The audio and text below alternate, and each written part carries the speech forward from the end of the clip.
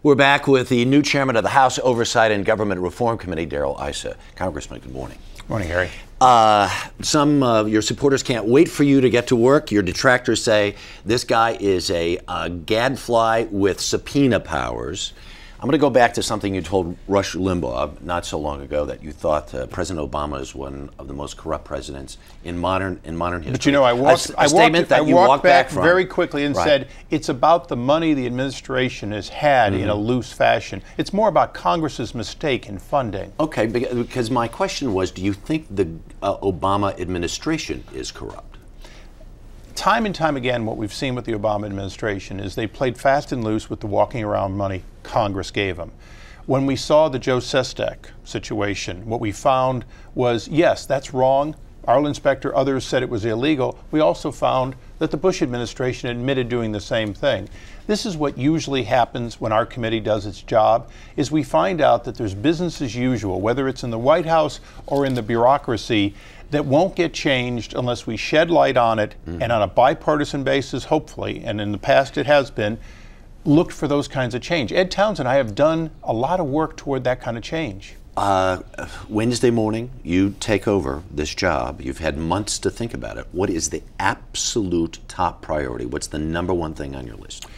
The number one thing for all of us as Republicans is jobs in the economy, but also the confidence in government. If we can, as Speaker-elect Boehner has done, said, look, we're lopping off 5% off of our budgets. Your own personal budget. Our own personal budget and my committee budget. We can lop off 5% of government through simply saying, find a way to live within that budget. We can save $125 billion in simply not giving out money to Medicare recipients that don't exist for procedures that didn't happen. These are real dollars. 10% of the deficit goes out in wasted money, money that doesn't get one person health care in Medicare. We also have estimated $1.75 trillion worth of excess regulation costs to our businesses. Imagine if we could take even a third or a half of that, $1 trillion, off of the cost of doing business in America. How many jobs would come to America? My committee has to work on all those. You know, it's interesting. What is real regulation for some would be excess regulation for others. And among the things that are being talked about is the Environmental Protection Agency and its powers. Cap and trade is dead as far as a legislative issue is concerned. Do you feel like the EPA has too much power and that it's wielding it in a way that ends up achieving the goals of cap and trade? Harry, government has to give predictability. It's why regulations have to flow from the intent of the legislation, and it has to be done over time with public hearings, comments, and buy-in. One of our problems, President Obama recently said that he had learned that there's no such thing as shovel-ready. Well, during the FDR administration, when the WPA programs and other work programs were put into place, shovel-ready meant you made a decision today and within a week or two you began working on a project. America has to get EPA, OSHA, Fish and Wildlife, all these agencies have to get to where you can decide to do something worthwhile, get through the process to make sure it's done right, and do it in a short period of time, a year, not 10 years. The mandate, it seems to me, of especially the new Republicans have been sent to Congress, is to shrink the deficit, shrink government, save money.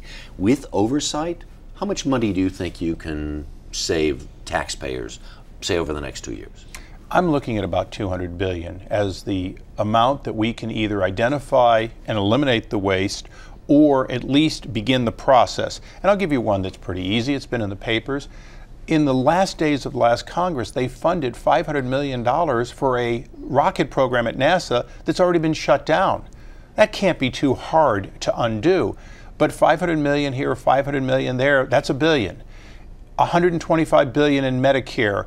Earl Devaney, who has headed up the stimulus, he's the chairman over there, has done some innovative work to show us how we can find a lot of that fraud and shut it off. No, don't worry about going after somebody 18 months later. Make sure the money doesn't go out. That's real savings. Yeah, it's interesting though, because in the conversation that we had earlier with with the other members of Congress and a soon-to-be member of Congress, talking about cutting deficits and everything else, entitlements still sit out there, and that really is the monkey on the American taxpayer's back.